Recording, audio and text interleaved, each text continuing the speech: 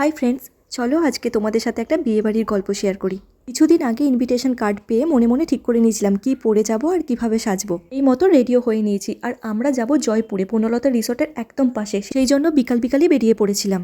বলতে কি জানো তো, এটা ছিল আমার 1 বছর আগের ভিডিও। এবছরে এখনো অবধি আমি একটাও ইনভিটেশন কার্ড পাইনি, তাই মনের দুঃখে আমি 1 বছর আগের ভিডিও পোস্ট করছি গাইজ।